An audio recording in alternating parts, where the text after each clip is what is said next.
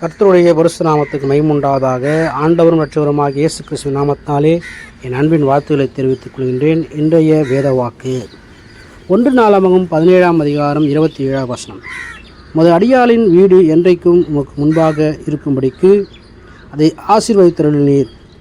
கர்த்தராகிய தேவரீர் அதை ஆசீர்வதித்தபடியினால் அது என்றைக்கும் ஆசீர்வதிக்கப்பட்டிருக்கும். தேவ பிள்ளையே, கர்த்தர் நம்முடைய வீட்டை, குடும்பத்தை, எல்லையை, சந்ததியை ஆசீர்வதித்திருக்கிறார். நம்முடைய வீடு கர்த்தருடைய பிரசன்னத்தினாலும் சமாதானத்தினாலும் தெய்வீக மகிழ்ச்சியினால் நிரம்பியிருக்க வேண்டும்.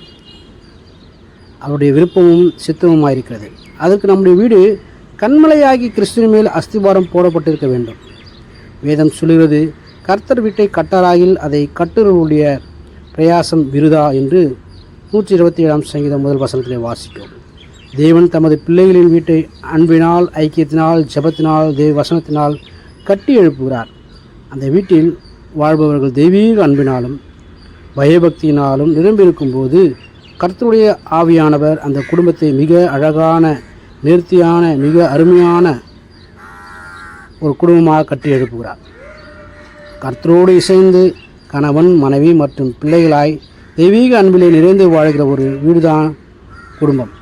கர்த்தர் ஒரு வீட்டை ஆசீர்வதிக்க வேண்டுமென்றால் அந்த வீட்டின் தலைவன் கர்த்தருக்கு பயந்து நடக்கிறவனாய் இருக்க வேண்டும். வேதம் சொல்லுகிறது, கர்த்தருக்கு பயந்து அவர் வழியில் நடக்கிறவன் எவனோ அவன் பாக்கியவான். உன் கைகளின் பிரயாசத்தை நீ சாப்பிடுவாய், உனக்கு பாக்கியமும் நன்மையும் உண்டாயிருக்கும் என்று 128ஆம் சங்கீதம் 1-2 வசனங்களை பார்க்கிறோம். ஒரு பக்தியுள்ள வீட்டின் பிள்ளைகளை கர்த்தர் தலைமுறை தலைமுறையாக ஆசீர்வதிக்கிறார். அவர்கள் சந்ததிகளெல்லாம் கொழுத்த கன்றுகளைப் போல வளருவார்கள். சமுதாயத்திலே அற்புதங்களாக, அடையாளங்களாக பிரகாசிப்பார்கள். மட்டுமல்லாமல் அவர்கள் கர்த்தரால் போதிக்கப்பட்டிருப்பார்கள். எனக்கு அன்பானவர்களே, கர்த்தர் கொடுத்த வாக்குத்தத்தம் என்ன? உன் பிள்ளைகளுக்கெல்லாம் கர்த்தரால் போதிக்கப்பட்டிருப்பார்கள். உன் பிள்ளைகளுடைய சமாதானம் பெரிதாக இருக்கும் என்று ஏசாயா 54:13 வாசிக்கிற பிரகாரம் போதிக்கப்பட்டிருக்கும்படிக்காக, பிள்ளைகள் வேத வசனத்தின்படி போதிக்கப்பட்டிருக்கும்படிக்காக நாம் பிரயாசப்பட வேண்டும். உங்களுக்கும் உங்களுடைய பிள்ளைகளுக்கும் நம்முடைய தேவனாய கர்த்தர் வரவழைக்கும் தூரத்துள்ள யாவருக்கும் உண்டாயிருக்கும் என்று சொல்ல இருக்கிறது. எத்தனை உண்மை! உங்கள் பிள்ளைகள் கர்த்தரால் ரட்சிக்கப்படுவது, சாட்சியாய் வாழ்வது, அபிஷேகிக்கப்படுவது மாத்திரமல்ல, இந்த பூமியிலே அவர்கள் எப்படி நட்சத்திரங்களாய் ஜொலிக்கிறார்களோ அதை பார்க்கிலும் மகிமையாய் நித்தியத்திலே அவர்கள் காணப்பட வேண்டும். அடுத்தபடியாக குடும்பத்திலே எல்லோரும் பலமுள்ளவர்களாக, ஆரோக்கியமுள்ளவர்களாக வாழ்வது ஒரு பெரிய ஆசீர்வாதம். குடும்பத்தினர் வியாதி, பலவீனங்கள் தாக்கும்போது அந்த குடும்பம் தத்தளித்து விடுகிறது, சமாதானமின்றி தவிக்கிறது. வேதம் சொல்லுகிறது, அவர்கள் கோத்திரங்களில் பலவீனப்பட்டவன் ஒருவனும் இருந்ததில்லை.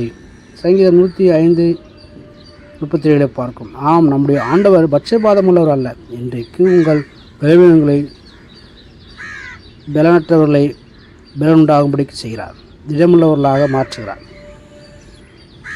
பாதுகாத்துக் கொள்கிறார். அவர் வல்லமுள்ளவராக இருக்கிறார். பிரியமானவர்களே, உன் ஆத்மா வாழுவது போல நீ எல்லாவற்றும் வாழ்ந்து சுகமாக இருக்க வேண்டும் என்பதே கர்த்தருடைய சித்தமும் பிரியமாயிருக்கிறது. 3 யோவான் 2ஆம் வசனத்திலே பார்க்கும். பிரியமானவர்களே, வியாதி பலவீனம் உங்கள் சரீரத்தை தாக்கும்போது கர்த்தர் தந்திருக்கிற வாக்குத்தத்தம் வசனங்களை வாயிலே அறிக்கை செய்ய ஆரம்பித்து விடுங்கள். என்னை பலப்படுத்துகிற கிறிஸ்துவினாலே எல்லாவற்றையும் செய்ய எனக்கு பலன் உண்டு என்று பிலிப்பியரில் வாசிப்போம். இயேசுதாமே என்னுடைய பலவீனங்களை ஏற்றுக்கொண்டு என்னுடைய நோய்களை சுமந்தார். அவருடைய தழும்புகளால் நான் குணமாகிறேன் என்று விசுவாசத்தோடு அறிக்கை செய்து பலப்படுத்துகிற கிறிஸ்துவை நோக்கி நம்மை உற்சாகப்படுத்துகிற கிறிஸ்துவை நோக்கி நாம் பார்க்க வேண்டும். கர்த்தர் உங்களை பலப்படுத்துவார். உங்கள் ஆவி, ஆத்மா, சரீரம் பலன் உள்ளதாக விளங்கும். நம்முடைய வீடுகளிலே கர்த்தர் கொடுக்கிற மற்றொரு ஆசீர்வாதம் எங்கள் களஞ்சியங்கள் சகலவித வஸ்துக்களினாலும் கொடுக்கப்பட்டிருப்பதாக, நிரம்பியிருப்பதாக.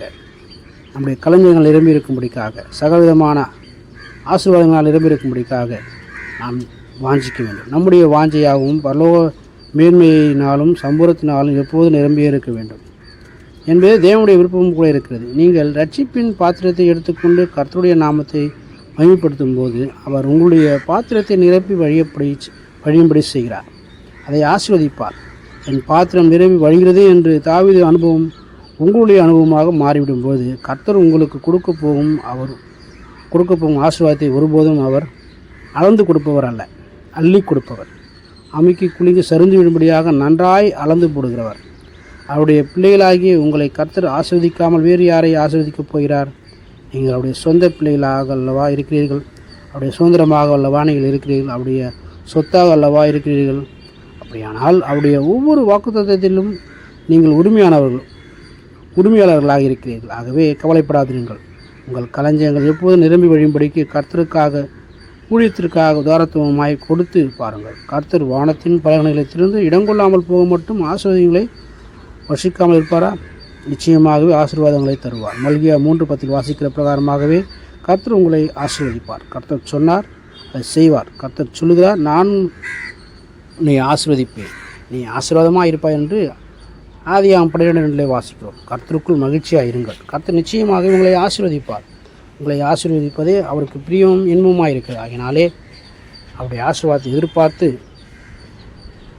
நாம் ஒவ்வொரு நாளும் நம்முடைய குடும்பமாக கர்த்தருக்கு சாட்சியாக வாழ்வோம். கர்த்தர் நம்மை தொடர்ந்து வழிநடத்துவாராக.